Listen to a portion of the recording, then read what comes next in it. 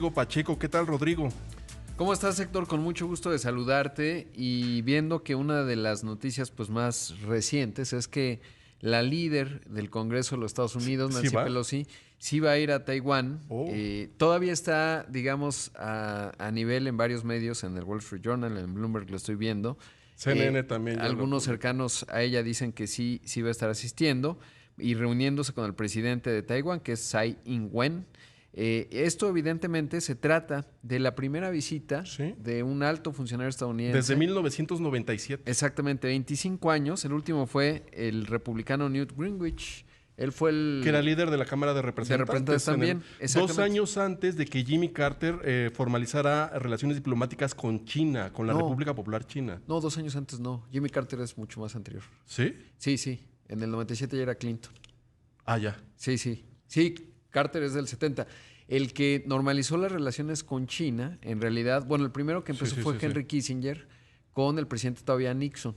Se reunieron con Mao y luego con Deng Xiaoping, que es el sucesor de Mao Zedong, pues ya empezó, digamos, una etapa de relaciones formales. Y con Clinton, a finales del 2000, se logró, o bueno, se buscó que China entrara a la Organización Mundial del Comercio, ¿no? Entonces eran otros tiempos, otro entorno. Pero bueno, el hecho es que justamente, de hecho, normalizaron relaciones en el 78. Sí. Pero te digo que... Con Jimmy Carter, que estaba en el 78. Sí, efectivamente, tienes razón. Y bueno, el hecho es que... Pero empezó todo el movimiento con Henry Kissinger como secretario de Estado y Mao, ¿no? Fue la primera reunión Nixon-Mao. Fue realmente muy emblemático. Principios de los 70, ¿no? Principio de los 70, exactamente. Sí. Porque en ese entonces, digo, ya nos trata de la clase geopolítica, pero... lo que entendió Estados Unidos y Kissinger, que es muy brillante, que acaba de escribir un libro, por cierto, a sus 99 años, y parece que es un buen libro, de 6 perfiles de liderazgo que él conoció. Pero el punto es que se dieron cuenta que había una cierta distancia o enojo entre la China comunista y la Unión Soviética en ese entonces. Y entonces Estados Unidos aprovechó esa coyuntura para hacer este acercamiento y quitarle, digamos, a la Unión Soviética pues un aliado que no habían sido muy cercanos necesariamente, Stalin y Mao desde ese entonces, que Mao es con quien surge realmente la República Popular de China. Pero bueno, es otra historia. El hecho es que... Iniciaba el poder emergente de China también en los años 70, el milagro chino. El milagro chino, que fue con Deng Xiaoping, el sucesor de Mao, porque Mao lo hizo muy mal en términos de la revolución cultural, ¿no? Sí. Esto obviamente ya me hubieran cortado el micrófono si estuviéramos en territorio chino, porque sí es muy dramático cualquier observación que uno pueda hacer a Mao y a Deng Xiaoping, que a mí ahí me parece bastante más brillante. Pero el hecho es que todo esto que estamos comentando, ¿por qué es importante desde el punto de vista económico y por qué importa también para México? Bueno, varios datos. Uno de ellos, China ha advertido que si Nancy Pelosi va y visita Taiwán, pues esto va a ser una ofensa y pueden tomar medidas que no han definido, pero no está fuera del escenario el tema militar. Obviamente la administración Biden dice, no exageremos, todos tranquilos, no hay que pelearnos, porque no le puede pedir, o sea, es una posición difícil. Por un lado, no le conviene mucho en este momento la visita a Biden, porque le genera un conflicto, Sí, claro. potencialmente un conflicto que no te interesa atender, no ganas nada. Pero por otro lado, pues no puedes permitir que un gobierno, el de China, inhiba a que uno de los 3 poderes de la Unión Americana visite a un país. Sí, aquí en término estricto, Estados Unidos reconoce a la República Popular China. Su embajada está en Pekín o Beijing. Y precisamente retiró su embajada a finales de los años 70 de Taiwán. Exacto. Que de hecho... En el Consejo de Seguridad hay 5 miembros permanentes. Claro, uno de ellos es China. Antes, esa posición la tenía Taiwán. Ah, ¿sí? Y entonces después Esa no me la se sabía. la dan a China, sí. Ah, mira. O sea, no la detentaba China como tal, ¿no? O sea, no sentaba el gobierno chino. Y bueno, pues eso tiene una serie de implicaciones muy, muy importantes. El hecho es que, pues sí se va a poner delicado el asunto. Lo que no sabe todavía, estaba viendo, es que si va a pasar la noche en Taipei o no. ¿Por qué? Porque para China, y un poco de contexto, Taiwán forma parte integral de su territorio. Es una provincia que ellos señalan que no ha sido unificada a la China continental. Exactamente, pero dicen, esto es una sola China. Ya está. Es parte nuestra. Y es parte nuestra.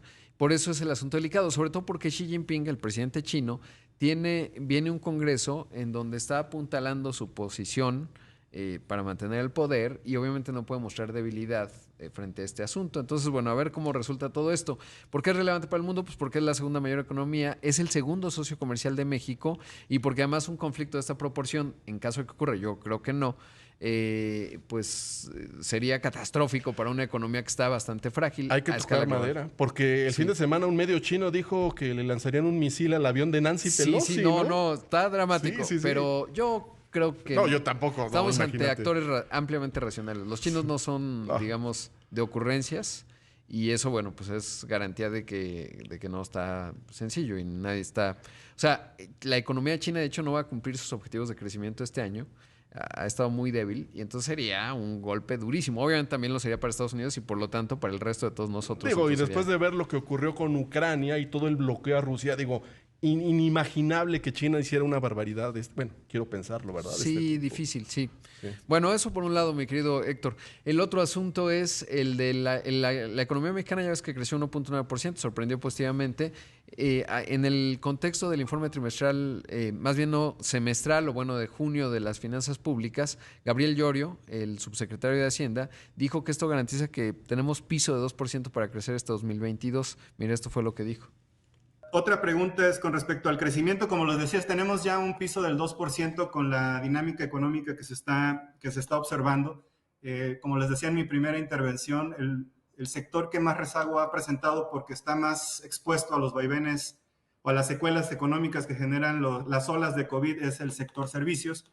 Y en ese sentido, hoteles, restaurantes y otro tipo de servicios todavía están en una senda de recuperación que no ha alcanzado al resto de los sectores económicos, y en ese sentido creemos que el crecimiento a este momento tiene un piso del 2%, y tendríamos que no crecer en el tercer y cuarto trimestre para poder mantenernos en 2%.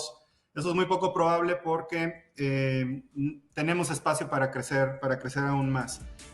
Aún así, en la encuesta que publica el Banco de México a inicios de cada mes, le pregunta prácticamente a todas las casas de análisis, están viendo en la mediana un crecimiento este año de 1.8%. Hay que ver, porque ahí está la fragilidad de la economía estadounidense en términos de que puede entrar en recesión. Hay un debate si lo está o no lo está. Yo creo que lo tiene que decir el National Bureau of Economic Research, que es el ente que se encarga de determinar el ciclo económico allá en la Unión Americana, pero hay una serie de características que ahí está el debate de si se cumplen o no.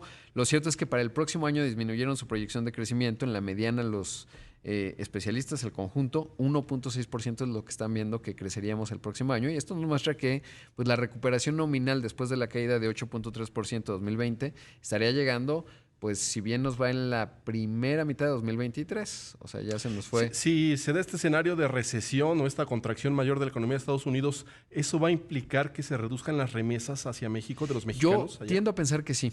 ¿Por qué? Porque a diferencia de la crisis de 2020, en donde no se redujeron sino aumentaron. ¿Por qué? Por varios factores. Uno de ellos es porque se requerían muchos mexicanos en actividades esenciales. Bueno, de todo el mundo, pero obviamente muchos mexicanos están ahí. Eso por un lado. Dos, porque muchos de los mexicanos sí recibieron cheques de estímulo de los que dio Trump y Biden. En esta ocasión, en caso de que hubiera una recesión, no va a haber cheques de estímulo. Sí hay una necesidad de mano de obra mexicana, eso es indiscutible, pero yo creo que no van a estar tan potentes. ¿Por qué? Porque vas a tener una economía ciertamente más débil. Y entonces también eso con alza inflacionaria ya en Estados Unidos. Y con alza inflacionaria. Exacto. Que el factor migrante ayuda a contener la inflación, porque evidentemente si tú le tienes que pagar a lo que te quiere cobrar un estadounidense, un ciudadano estadounidense, alguna actividad como la pizca, pues no te van a cobrar $15 la hora, te van a cobrar bastante más. Entonces eso le pegaría todavía más a la inflación. De hecho, el factor migrante es clave para ellos para contener la inflación, porque meseros, ¿no? Sí. ¿Cuánto les pagas menos? Les pagas menos, exactamente, desafortunadamente. Para nosotros, por cierto, hablando de las remesas, hoy se da a conocer el dato, $5,153 millones, 15% más que el año pasado, y récord en el primer semestre, $27,565 millones. Hoy comentaba más temprano con Pascal que pena nos debería de dar porque es el potencial que hemos dejado ir, que finalmente pues tienen mucho mérito, obviamente, y un verdadero drama social de muchas familias pues que no pueden estar juntas por un tema económico sobre todo, y una comunidad ya muy establecida, eso también. Ya y lo que no tiene mérito es para el gobierno, ¿verdad? Que presuma que aumentan las remesas, bueno, y el gobierno ¿qué, no? Pues sí, al contrario, qué pena, ¿no? Que se han tenido que ir.